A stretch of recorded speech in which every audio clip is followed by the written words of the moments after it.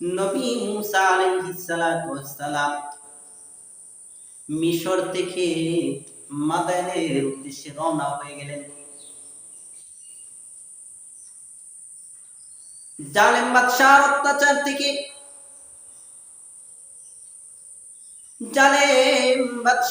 অত্যাচার থেকে মুক্তি পাওয়ার জন্য মুসা আলাইহিস সালাতু ওয়াস সালাম রওনা হয়ে গেলেন। মাদায়েন শহরের দিকে রওনা হলেন। আল্লাহ পাক রব্বুল আলামিন মুসা আলাইহিস সালাতু ওয়াস সালামকে বলে দিলেন, ও দিনের নবী মুসা, আপনি চলে যান, সফর করে চলে যান, আপনি মাদায়েন শহরে চলে যান। মুসা আলাইহিস সালাতু ওয়াস সালাম রওনা করলেন, মাদায়েন শহরে চলে যাবেন। দিনের নবী মুসা মাদায়েন শহরে চলে আসলেন। এবার কোনো কিছু চিনে না। দিনের নবী মুসা আলাইহিস সালাতু ওয়াস সালাম তো কোনো কিছু চিনে না। মাদায়েন শহরে আসলেন, আয়েশা দেখেন এক জায়গায় অবস্থান করলেন, মরুভূমি এক জায়গায় অবস্থান করলেন। আল্লাহর নবী মুসা আলাইহিস সালাতু ওয়াস সালাম এবার দেখেন মাদায়েনের কিছু লোকেরা কূপের কাছ থেকে পানি চতুষ্পদ জানোয়ারকে পানি পান করায়, পানি কূপের থেকে উঠায়া মুসা আলাইহিস সালাতু ওয়াস সালাম দেখেন কূপের কাছে মানুষেরা বিল করে তাদের চতুষ্পদ জানোয়ারকে পানি পান করায়। দিনের নবী মুসা দূরে থেকে বৈশা থেকে দেখে দুইটা মেয়ে দূরে দাঁড়ায় রয়েছে। আর অন্য মানুষেরা তারা হুড়া করে পানি পান করায়, তাদের জানোয়ারকে চতুষ্পদ জন্তুকে তারা হুড়া করে পানি পান করায়। দূরে দুইটা মেয়ে দাঁড়ায় রয়েছে। দিনের নবী মুসা ডাক দিয়া বলে, ও মেয়েরা, তোমরা কে গো? তোমরা এত দূরে দাঁড়ায় রইলা? মেয়ে দুইটা ডাক দেয়, আমরা আমাদের বাবার আদেশ যেন আমরা তাড়াহুড়া না করি। অন্য মানুষেরা তাদের পশুকে পানি পান করানোর পর সবার শেষে আমরা পানি পান করানোর জন্য আমার বাবার আদেশ, আমরা যেন তাড়াহুড়া না করি, আমরা যেন ওদের সাথে তাড়াহুড়া না করি। এটা হলো আমাদের বাবার আদেশ। আল্লাহ নবী দিনের নবী মুসা দাঁড়ায় রয়েছে, পাশে থেকে দেখেন সব মানুষ পানি পান করায় চলে গেল। মেয়ে দুইটা সবার শেষে দাঁড়ায় রইল। দিনের নবী মুসা এবার ডাক দিয়া বলেন, আসো, আমি তোমাদের পশুগুলাকে পানি পান করাইয়া দেই।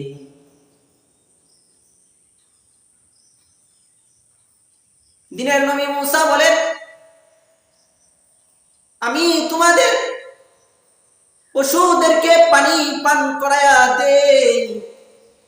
আসো আসো আসো, আমি তোমাদের পশুদেরকে পানি পান করাইয়া দেই।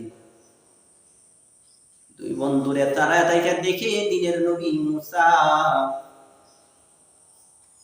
ওই চতুষ্পদ জানোয়ারদেরকে পানি পান করাইলেন।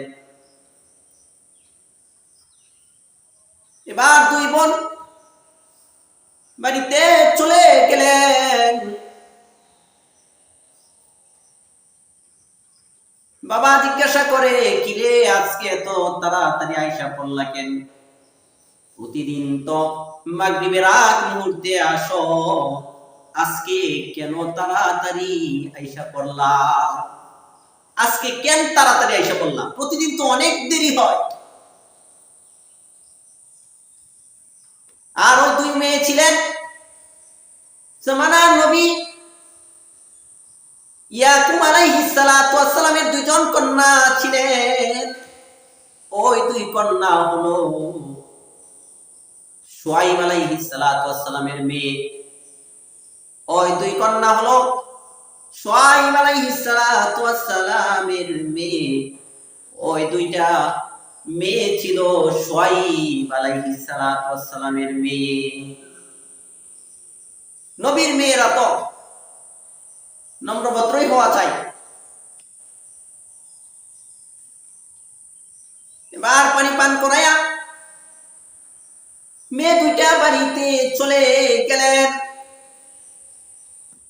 যাওয়ার পর শুআয়ব আলাইহিস সালাতু ওয়াস সালাম ডাক দিয়ে বলে, কিরে মেয়েরা রে, আজকে এত তাড়াতাড়ি আইসা পড়লি কেন? প্রতিদিন তো অনেক দেরি হয়। দুই বোন ডাক দিয়ে বলে, ও বাবা, আজকে এক সুন্দর চেহারার অধিকারী একটা ছেলে, এক আল্লাহর বান্দা আমাদেরকে পানি পান করানোর জন্য, আমাদের পশুদেরকে পানি পান করানোর জন্য সহযোগিতা করেছে। আমাদের পশুগুলাকে পানি পান করানোর জন্য সহযোগিতা করেছে।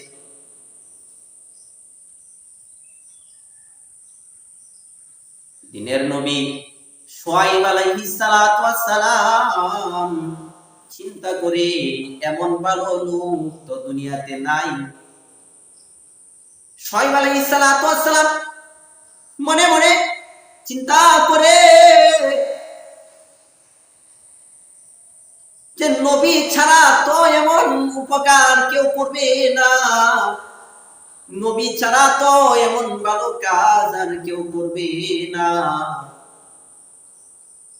হতে পারে নবী তো বিচক্ষণতার মাধ্যমে বুঝে ফেলছেন, হতে পারে যে যুবকের কথা বলতেছে সে সাধারণ কোন যুবক নয়, হতে পারে সে একজন নবী, আর নবী ছাড়া তো এমন উপকার কেউ করবে না। কিতাবের মধ্যে পাওয়া যায় দিনের নবী শুআয়ব আলাইহিস সালাতু ওয়াস সালাম মেয়ে একজনকে পাঠিয়ে দিলেন, যাও যাও যাও, নিয়ে আসো ওই আল্লাহর ওলিকে, ওই বান্দাকে নিয়ে আসো, ওই যুবকটাকে নিয়ে আসো। যুবকটাকে যাও যাও যুবকটাকে নিয়ে আসো। এবার এক বোন চলে আসলেন মুসা আলাইহিস সালাতু ওয়াস সালামকে নেওয়ার জন্য। আর এই দিক দিয়ে মুসা আলাইহিস সালাতু ওয়াস সালাম কোনো কিছু তো চিনেন না। আল্লাহর কাছে দোয়া করতেছে, আল্লাহ মাদায়েন শহরে কিছু তো চিনি না, তো আমাকে থাকার জায়গা, খাবারের জায়গা কোথায় ব্যবস্থা করবো, আল্লাহ তুমি ব্যবস্থা করে দাও। দোয়া করতেছে মুসা আলাইহিস সালাতু ওয়াস সালাম, কারণ চিনেন না তো, মিশর থেকে মাদায়েনে আসছেন। আল্লাহ দোয়া কবুল করে ফেলছে। এবার বনে আয়েশা বলতেছে, এক বোন আয়েশা বলতেছে, আমাকে পাঠানো হয়েছে, আপনাকে আমার বাবা দাওয়াত করেছে, আপনাকে আমি নিয়ে যাইতে আসছি, চলেন। আমার বাবার নাম হলো শুআয়ব আলাইহিস সালাম। ও যুবক, চলেন আমার সাথে, চলেন, আমার বাবা আপনাকে দাওয়াত করেছে, আপনি যে আমাদের পশুদেরকে পানি পান করাইছেন এর বিনিময়ে পুরস্কার দেওয়ার জন্য, পুরস্কৃত করার জন্য আমার বাবা আপনাকে দাওয়াত করেছে, চলেন চলেন চলেন। মুসা আলাইহিস সালাতু ওয়াস সালাম শুকরিয়া আদায় করলেন, আলহামদুলিল্লাহ, এই বুঝি মেহমানদারির ব্যবস্থা হয়ে গেল। গেল। দিনের নবী মুসা এবার মেয়েটাকে বলতেছে, শোনো, আমি সামনে সামনে চলি আর তুমি পিছনে পিছনে থাকো। এজন্য মেয়েদেরকে সামনে না দিয়ে পিছনে দেওয়া।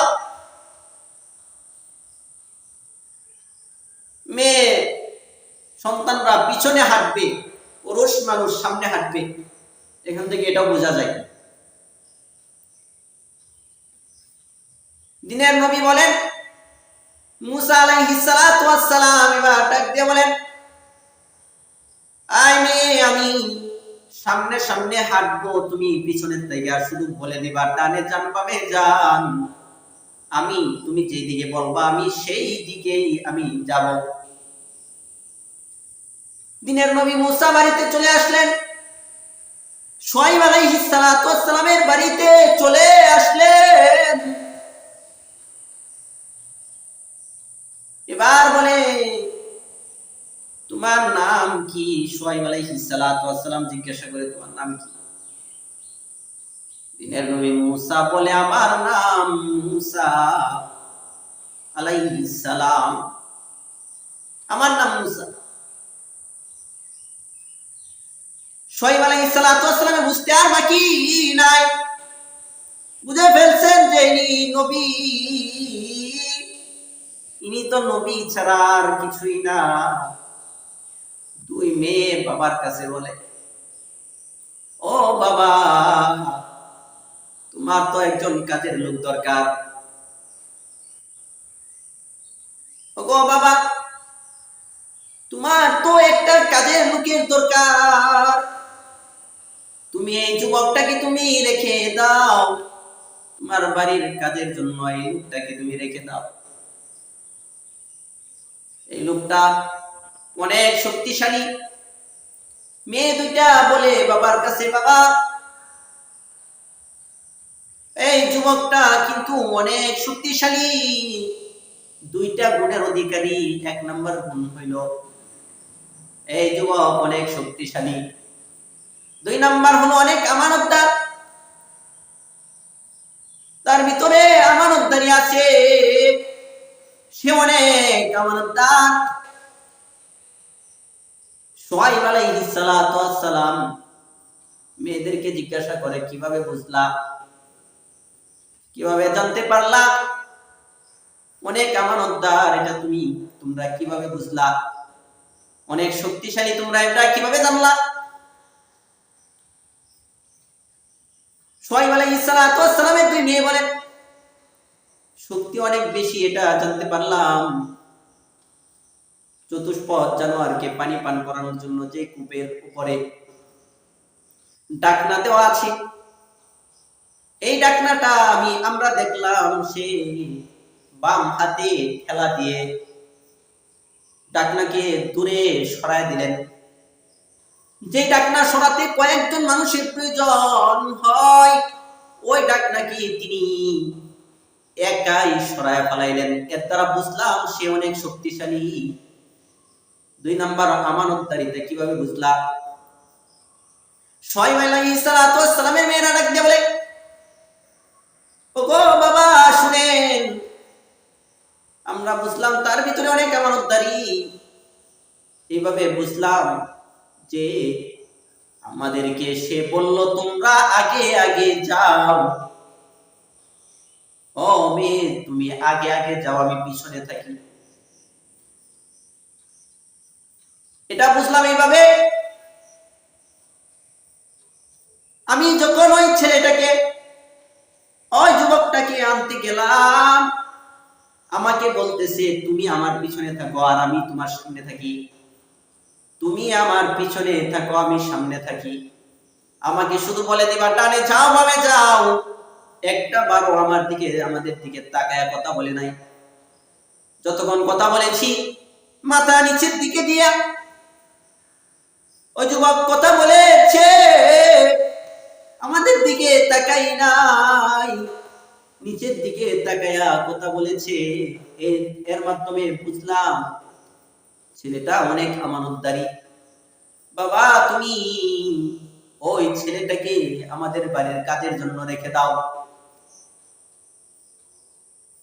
শুআয়ব আলাইহিস সালাতু ওয়াস সালাম মনে মনে বলে, না রে মা, না না,